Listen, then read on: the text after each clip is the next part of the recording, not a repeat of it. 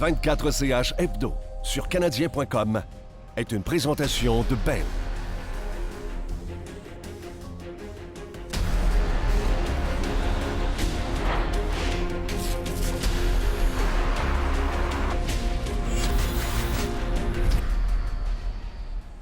Le terme commotion cérébrale vient du latin commotio, qui veut dire tremblement ou essentiellement traumatisme. Donc, on peut penser à un tremblement du cerveau à l'intérieur de la boîte crânienne. Une commotion cérébrale, c'est une blessure au cerveau. C'est difficile à déceler une commotion cérébrale, même pour les gens qui s'y connaissent, qui regardent le jeu. Le joueur va peut-être se brasser la tête un petit peu en sortant d'un contact. Parfois, ça a l'air mineur comme contact, mais si le joueur n'était pas prêt à absorber le coup, on pense que, par exemple, s'il n'avait pas tendu les muscles du cou, il ne s'était pas préparé à recevoir le coup de façon à se protéger, il peut avoir une blessure plus grave qu'elle en avait l'air au début. Dans le cas des deux athlètes, Bourque et Diaz, en rétrospective, lorsqu'on regardait les vidéos, on a vu les moments où ils ont reçu des coups.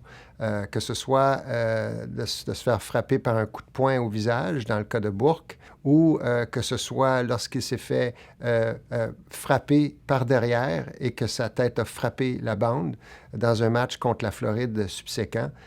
C'est en revisant les bandes vidéo qu'on a réussi à trouver les moments où le joueur pense que peut-être il a été frappé. On ne veut pas toujours rappeler au joueur qui joue dans un contexte où il pourrait être blessé presque à tous les matchs.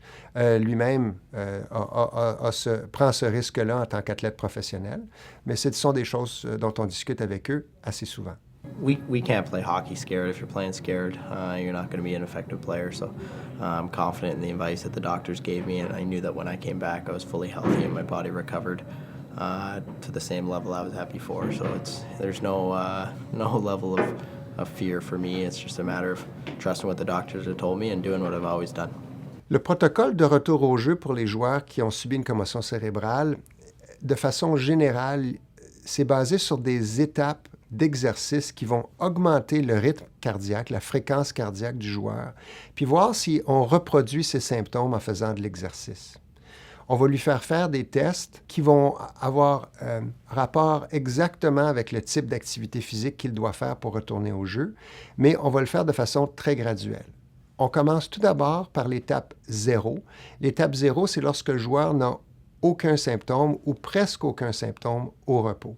Donc, le joueur, avant de commencer à faire de l'exercice, devrait, de façon générale, n'avoir plus aucun symptôme pour qu'après ça, lorsqu'on ajoute l'exercice, on voit si ces symptômes reviennent. Toutes les commotions cérébrales sont différentes et tous les joueurs sont différents. Alors, dans le cas de Gallagher, dès le lendemain, il disait n'avoir aucun symptôme. Et à partir de ce moment-là, on a pu le mettre sur le protocole.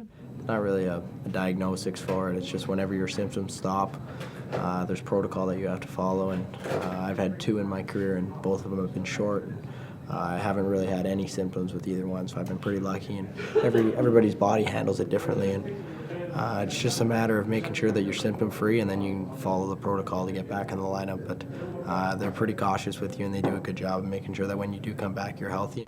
Le protocole que je vous ai décrit tout à l'heure devrait prendre environ une journée par étape, puis on est rentré à l'intérieur de 5-6 jours, puis a été capable de jouer à l'intérieur d'une semaine. Mais c'est pas toujours comme ça. Ça a été le meilleur des mondes dans le cas de Gallagher. 24CH vous a été présenté en collaboration avec Coors Light, fier partenaire des Canadiens de Montréal.